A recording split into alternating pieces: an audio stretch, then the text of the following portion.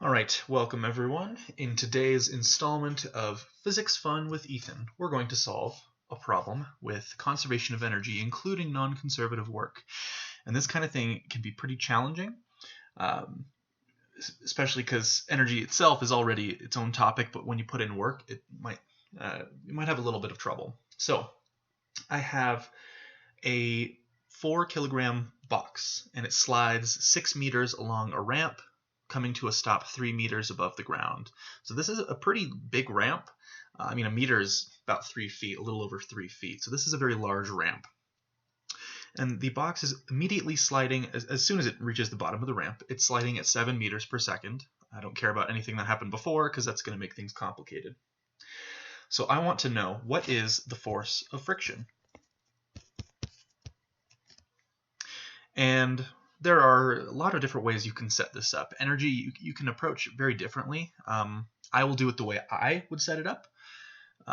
But if you would do it differently, then, that's fine too.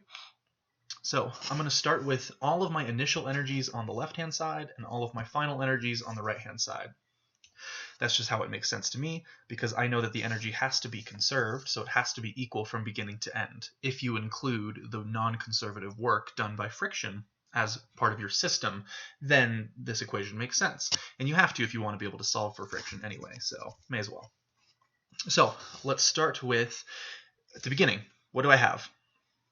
So the box is just barely sliding onto the ramp here. It's moving, so it has kinetic energy. And at this position here, it hasn't slowed down due to work at the very bottom. Now, as it slides up, it will slow down until it comes to a stop up here because of the work that's done by friction to slow the block down. But that's not the initial energy, it's just the kinetic energy here. So I know my non-conservative work is being done as the block slides to the top, and it is changing heights too. It is doing some gravitational potential work. So it has some gravitational potential energy at the end. And these are both final energies. Another way you could think about it is, by the time that the block is at the top of the ramp, the block has lost energy due to friction. So it can't go in the initial, it has to be in the final. All right. So I've got my initial kinetic energy, that's 1/2 mv squared, is equal to my friction, non-conservative work done by friction. That's an S, I promise.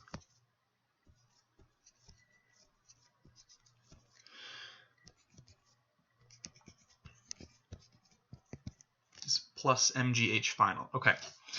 So sometimes with these problems, you don't need the mass to be able to solve them. Like if you've had the pendulum swinging kind of problem, you don't need the mass. It's on both sides. You can cancel it out. But since my mass isn't in this term, I do need the mass to be able to solve this problem. The mass, well, it is technically related to the friction through the normal force, but then you have to get the theta of this ramp involved. And we already have a theta, so I'd have to make that phi, and that's gross, so I'm not doing that.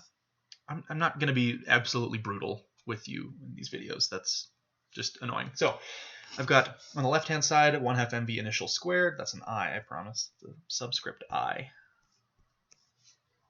And I want to find the force of friction. So I'm going to solve for the force of friction. You can plug in numbers here if you want. I just like rearranging it before I plug all my numbers in.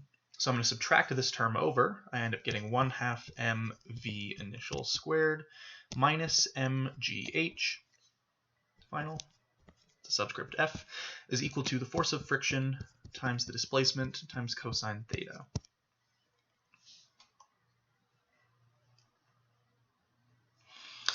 All right, I'm going to divide both sides by delta s cosine theta.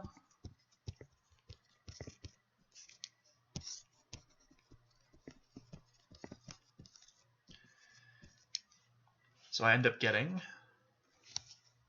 well, force of friction is equal to 1/2 mv initial squared minus mgh final all over delta s cosine theta.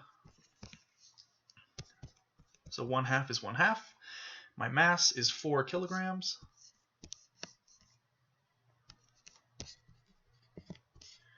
My V initial is 7 meters per second. Square that number. Minus 4 kilograms.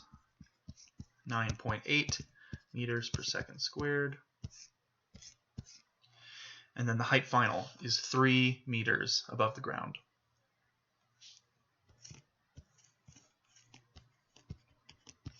Now for my denominator, don't know what that was.